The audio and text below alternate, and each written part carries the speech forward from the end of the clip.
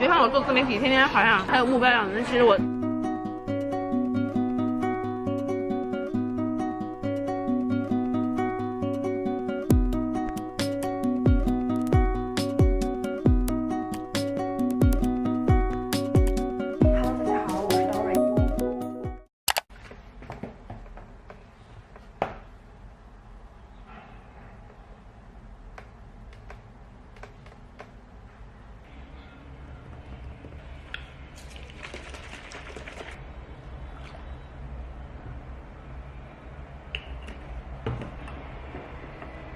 燕麦拿铁，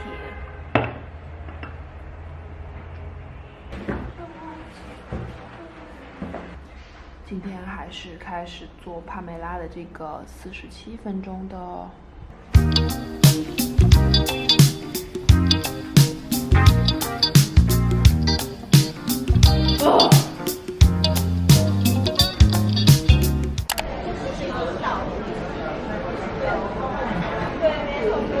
A28号贵宾用餐。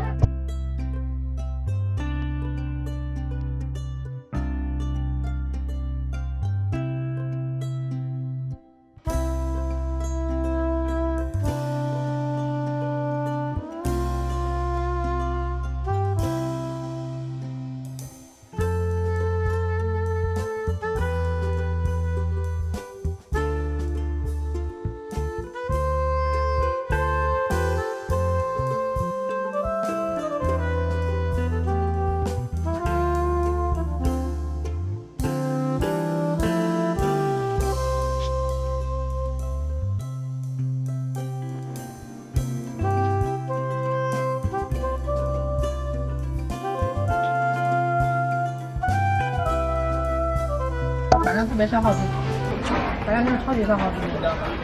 真的，在做无意义的事情。你说的太对了。你别看我做自媒体，天天好像还有目标一样的，其实我前段时间吧，上个月吧，我整个人焦虑到不行。为啥？自己生活的意义啊，找不到自己未来的目标，我不可能做一辈子博主啊，很不稳定啊。你不可能说每个月你都能接到你心仪的广告，对吧？按照我目前这个赚钱速度，我什么时候才能够就赚到我足够买房子的钱，或者说养老的钱之类的？然后会有数字焦虑，如果说你这个播放量不高，你的互动率不好，你心情就会特别的差。我以前上班的时候啊，就是因上努力，果上随缘，我从来不计较结果，我只计较我这个视频做的时候。你真的跟我很像，你知道，但是后面发现不行了，结果超级重要。但是我现在就是尤其是前段时间全职了之后，我把这个东西看特别重要。我一天啊发布一个视频之后，我去不停的刷，但那件事情毫无意义，然后非常消耗自己，消耗时间。一天你下来了，发现自己什么事也没做，只是为了这个数据而焦虑。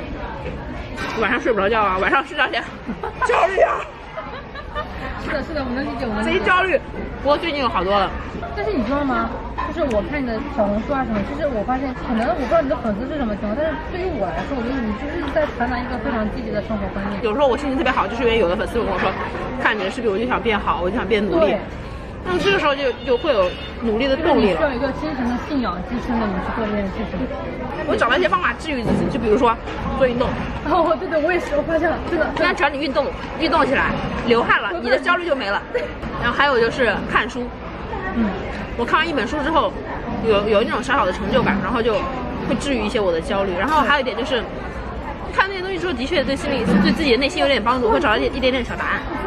你真的跟我今年的格局很像。我是用那个iPad里面读书嘛，就下来 PDF 上发现读是读了，但是读不进去。但是我发现，人好像不那么焦虑了。然后后面4月份开始，他们都说要跳楼篝火嘛，我当时想，这么好傻逼的动作为什么要做？后来当我学着跳完1周，然后就是我发现我坚持1周，然后发现我又坚持了半个月，我又坚持了就是20天，发现每天回去看什么傻逼的企业微信，当然要看刘畊宏啊。然后我现在每天，然后他们每天都会说很累的时候，我说今天晚上跳刘畊宏啊，我跟你讲超级好。然后我就带着我姐妹每天晚上累了，所以我说跳刘畊宏嘛，我说今天要晚点，今天出去聚餐了，今天要晚点。但真的感觉整个人变化了很多，精神了很多。而且我也不是很在乎那种公司里面那种弯弯绕绕，我觉得就是运动之后让人感觉好像这件事情也没有那么重要了。是的，对吧？我之前发完一个视频之后，就一直不停的看，看到开始运动了之后，就是运动的时间里忘却了这些事情，然后运动完之后你再忙点别的，比如说吃个饭啊、洗个澡啊什么之类的，哎，时间就过去了。对，然后就发现也不过如此嘛。然后第二。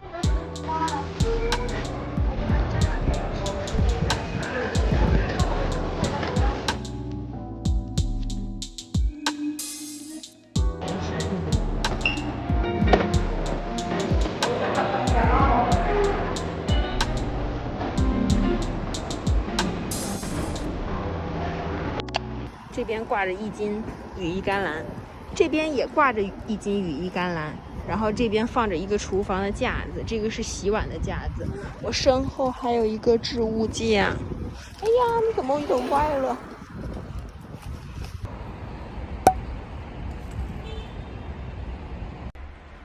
嗨，又见面啦！现在是晚上的5点41分，我今天下午跟朋友在外面一起吃了饭，然后吃完饭之后把我买给妹妹的蛋糕卷还有奶酪包送给她，顺便从我这边带了一点置物架回去。现在我拿完快递回到家，跟大家一起来做个拆箱吧。首先是我收到的这个快递，这个应该是我在京东上面买的2本书，这2本书花了我蛮多钱的，这2本书160多块钱，还是凑了优惠券。哎呀，包裹。哎呀，怎么弄成这个样子呢？就跟旧书一样。哦，这本是田安石的《低糖厨房》，然后我买的这个是繁体字版本的，因为它只有台湾进口，没有简体中文版。因为我是挺崇尚减糖饮食的，然后也是希望通过使用减糖饮食方法来让自己瘦下来的。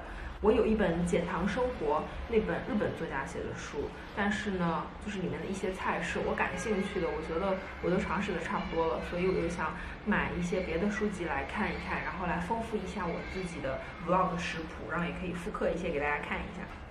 来看看这里面有什么比较不错的食谱。我觉得无论是生酮饮食还是减糖饮食都是很有借鉴之处的。我们可以不像生酮饮食那样，就是1日3餐都那么吃，我们可以就是选取其中的一些灵感，作为我们一天中的一餐的灵感来源，然后其他餐食里面我们可以加入一些自己感兴趣的碳水化合物。然后这本书里面它有4个章节，第1个章节是导读，然后第2个章节是燃烧脂肪生酮篇，第3个章节是稳定血糖低糖篇，第4个章节是高蛋白增肌限糖篇。然后生酮篇里面的食谱我读2个，随便读2个给大家听一下：红茶戚风蛋糕、巧克力鲜奶油蛋糕、纽约重乳酪蛋糕。然后低糖篇里面有全麦吐司、手撕肉桂卷、三明治面包、棍子面包、意式披萨。然后限糖篇里面有奇亚籽软餐包、3层蓝莓巧克力慕斯之类的，就是这样的一本书。等我好好学习一下，然后我也会在我的 vlog 里面复刻这些食谱。然后下一本就是这本，哎呦，生酮燃脂瘦身家常菜100道。要跟大家说清楚的就是，我买的这些书并不是意味着我要开始尝试生酮饮食的，我只是觉得生酮饮食里面的一些食谱非常的有借鉴的地方。然后呢，就是说我会在复刻食谱的基础上呢，会酌情添加一些自己想吃的碳水化合物。虽然有的时候大家可能看我正餐中没有吃米饭啊或者面条、面包这些东西，但是我下午茶的时候或者是晚上的时候，我可能就会自己额外吃一点碳水化合物为主的小零食。所以无论怎么吃，大家可以根据自己的个人情况来参考。所有的食谱啊或者方法啊，都只是给大家一些建议，真正适合自己的方法是要靠自己去摸索的哈。然后这本书里面呢，我来看一下有没有什么特别感兴趣的食谱。插画也都好好看，我看一下。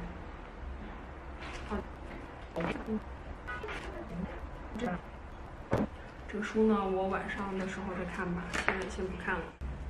然后我现在住的这个家里面也没有热水壶可以烧水，因为我把热水壶搬家搬过去了。现在就是把我没喝完的苏打水喝一喝。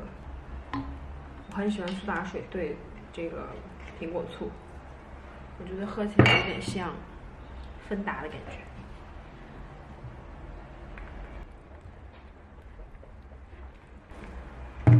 现在是周六下午的5点55，我今天发了一个动态，我说，最新的那期 vlog 如果点赞到2000的话，我就开始21天的日更，嘿嘿，目前的点赞是1351，大家觉得有可能成功吗？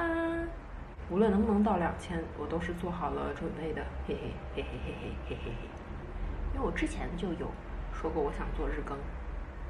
我今天早上运动的时候，这个想法又开始冒出来了，然后我就冲动了，直接就去发了动态。但也不能说是冲动吧，只能说是内心的一种驱动。哈哈哈哈哈哈！因为总是要努力一下的嘛，不努力的话，什么时候才能成10万粉 UP 主呀？我不是今年说想做10万粉 UP 主吗？所以说当然要努力。Hello， 大家好，我是 Dory， 坐在这里呢是要来跟大家分享一下我的租房心得。后台呢也经常能收到一些小伙伴给我的私信留言，问我说 Dory， 你是如何找房子的？租房子好难啊，你能不能告诉我一些小方法，或者说你看房的技巧？然后呢，我在手机上面写了一些我的这个租房心得。我知道我的频道里面有很多就是将要毕业的大学生，如果你没有租房打算的话呢，可以参考一下我的建议。首先呢，就是能租小区的话，一定要租公寓。我呢以前也租过公寓，我觉得公寓是怎么讲，就是它的弊是大于利的。因为公寓基本上它都是商用水电，是价格是非常贵的。我记得我之前租的时候，那个时候冬天我只开了半个月的空调，水电费直接扣了我预存的300多块钱。接下来的冬天我都不敢开空调，就是在寒冷中度过的。接着就是公寓它是没有阳台的，没有阳台的话就意味着你没有地方晾衣服。很长一段时间里，我的衣服都是靠阴干的。后来呢，我发现了我住的那个公寓的顶楼可以晒衣服，然后之后我就开始去顶楼晒衣服，但是去顶楼晒衣服也很麻烦，就你每天都要去楼上，然后坐电梯再把它拿下来，就非常的麻烦，而且有一些隐私的衣物你并不想往天台上去放。第3条呢，就是公寓的租客呢鱼龙混杂，就是隔音非常的差，给你的居住体验会不好。如果说是那种专业的居住品牌公寓，那可能就是隔音不好。但如果说是那种商业的那种大楼，然后里面的那种公寓，你可能邻居是做美甲的，旁边那家是开理发店的，在旁边可能还是私人甜品店，就是各种各样的人都有，就是怎么讲，你的居住体验并不是很好。然后第4条呢，就是公寓的挑高都不太高。我当时住的并不是 loft， 然后给我的感觉就是特别的压抑。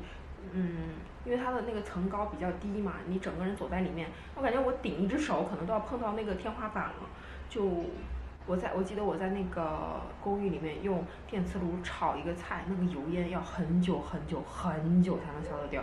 然后第5点呢，对我来说也是最致命的一点，就是公寓它是禁止使用明火的。即使电磁炉、微波炉这些家用电器再方便，我觉得也没有办法取代中国人心中对明火的那种向往。所以呢，综上所述这5条，我租期一到，我立马就搬走了。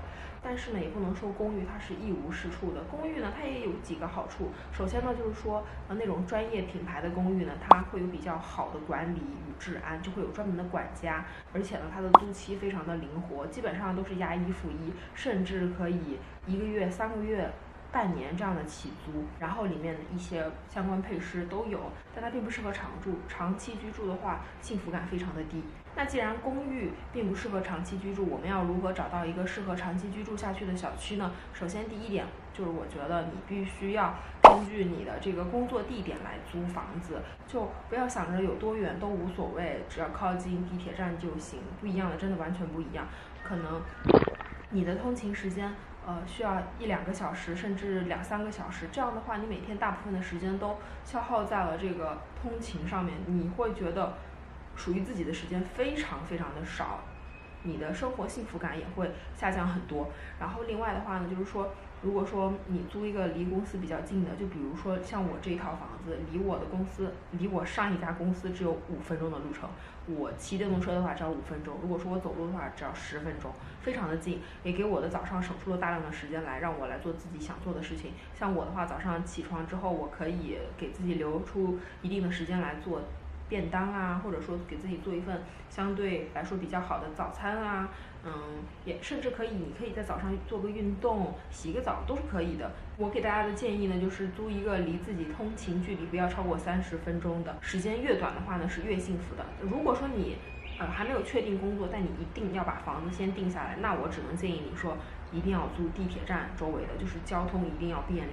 然后第2条呢，就是我建议刚毕业的学生可以选择合租的方式，因为刚毕业的学生手里面的经济条件是有限的嘛，我建议你们可以先从合租开始考虑，因为合租的这个租金相对来说比较低廉一些，不要找那种3室1厅、4室1厅甚至5室1厅的那种所谓的个人公寓，那种房子不要住，更不要住什么隔断房。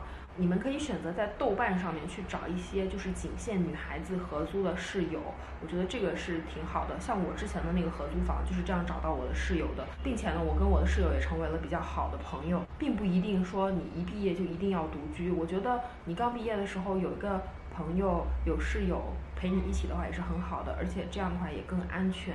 你每天下了班之后有个朋友可以跟你一起吐吐苦水啊，发发牢骚啊，我觉得是非常好的。周末的时候甚至可以2个人、3个人约着一起出去逛逛街、吃吃饭，都是非常好的。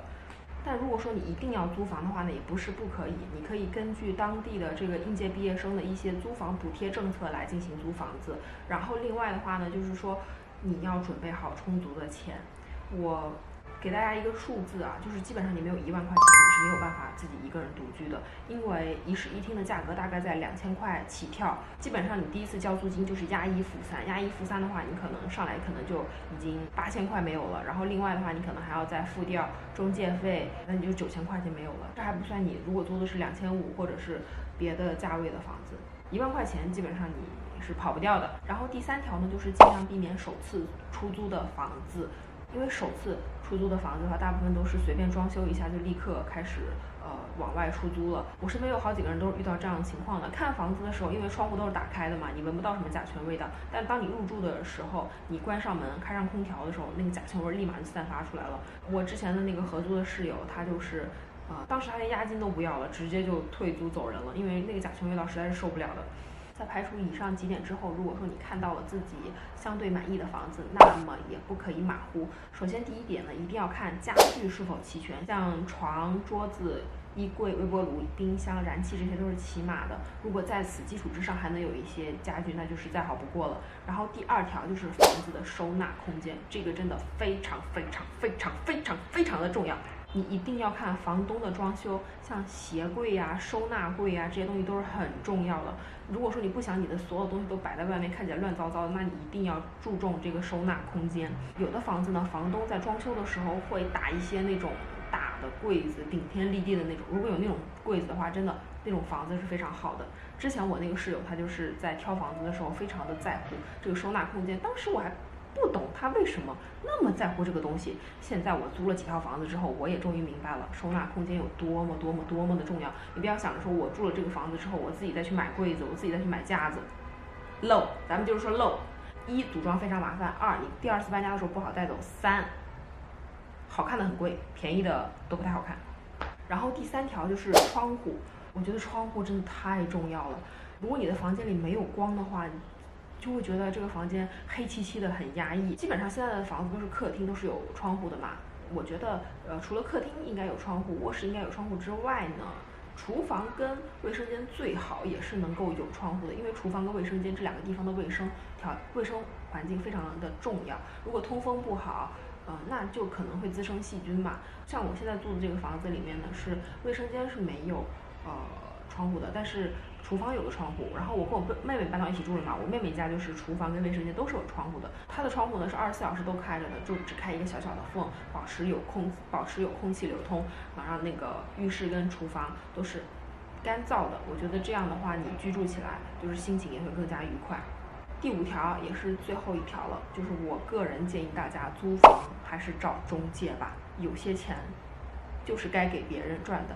为什么建议大家找中介呢？因为首先第一点，我们必须承认，中介他手里的房源是真的非常的多。你可以告诉他你想要的租房的一些条件，他会进行一轮筛选，然后把房源再推给你，你再从中挑选。而且中介他们的服务都还是蛮到位的吧，就是一旦有合适的房子，他就会立马推给你，然后呢也会非常积极的带你去看房啊，帮你跟房东去交涉啊，我觉得这个是非常好的一点。而且呢，就是说对于我们这样的租房小白来说呢，就是有中介的话，你可以避免一些合同纠纷，能避免二房东这样的情况的出现。关于租房中介呢，我觉得大家可以找一些市面上的大品牌、大公司，就像什么我爱我家啦、贝壳啦、链家啦，这些都是可以的。根据你当地的一个租房市场，你可以随便任意去挑选，看看哪家公司里面有你想要的房子。你可以下载一下他们的那个各大看房公司的 APP， 然后你在里面先筛选一波房子。你可以看一下像你心仪的那种房子的房源哪一家公司的比较多，然后你就选择其中的一家。或者说你要不嫌麻烦的话，你可以同时几家中介都联系。然后呢，在没有租房之前呢，他们都会带你很积极的看房。最后你看中哪一家房子，花落谁家，这就是看缘分了，看运气了。最后呢，我们一起来总结一下。首先第一条就是说，能租小区咱们一定不要租公寓。第二点呢，就是根据你的工作地点来选房子，尽量选择通勤时间30分钟以内的。如果实在不能选，那我们就选公交、地铁站周围的房子。第3条呢，就是刚毕业的学生可以通过豆瓣来合租，或者说根据当地的这个应届毕业生的租房补贴来进行租房。第4条呢，就是尽量避免首次出租的房子。第5条呢，就是看到满意的房子一定要仔细检查。检查里面呢，我们要考察的就是1，家具是否齐全；2，房子的收纳空间。第3点呢，就是看一下窗户的通风效果。然后第4条就是我刚刚漏说了一条，还有一条就是租房时你要检查各种家电的情况，比如它的空调是否可以正常制热制冷，油烟机是否能够正常使用，浴霸是否能够正常使用。可能说你可能并不需要浴霸，或者说你并不需要油烟机，但是你可以以此为筹码来让你的房东给你进行合理的降价。就算房东不愿意给你降价，他也会帮你维修好，对吧？这样的话我们也能够保证自己的消费者权益。像我现在租这个房子呢，我也是住进来之后我才发现，这个是坏的，那个也是坏的，那个也是坏的。我从来没有开过油烟机，因为油烟机是坏的，然后空调也是坏的，不过房东帮我换了一个，然后热水器的话也是洗个5分钟就没有热水了。第4点就是租房时检查各种家电。第5点就是尽量找中介来租房。巴拉巴拉说了这么多，以上呢就是我总结的一些租房心得啦。我第一次对着镜头录这种心得分享，可能会有一些地方说的不是很到位也说了很多废话，应该希望大家不要嫌弃哈。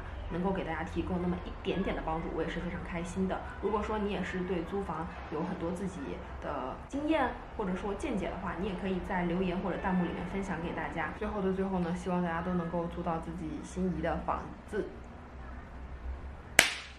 谢谢收看。我突然腰好累。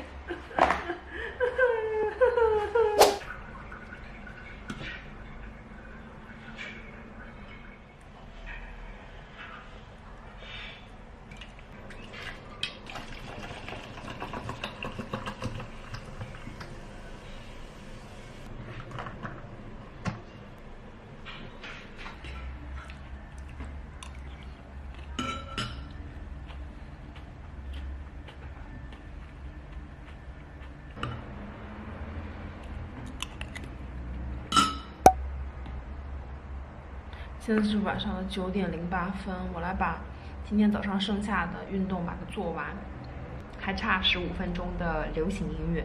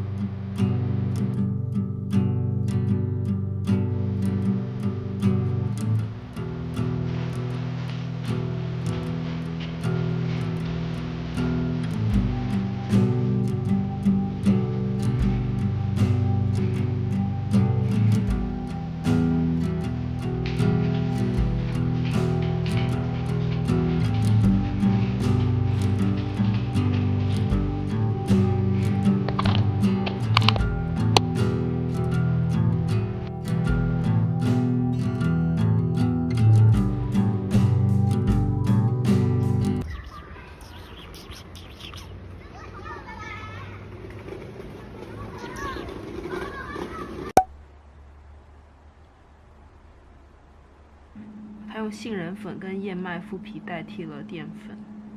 改天我要试一下它这个方法。它这个扬州狮子头我也挺感兴趣的，也很好吃的样子。它用豆腐代替了里面的淀粉，还有这个蒜泥白肉佐椒麻酱也很好吃的样子。我看到了上次我去餐厅吃饭的时候看到的那个苍蝇头，原来它是猪肉末炒韭菜花。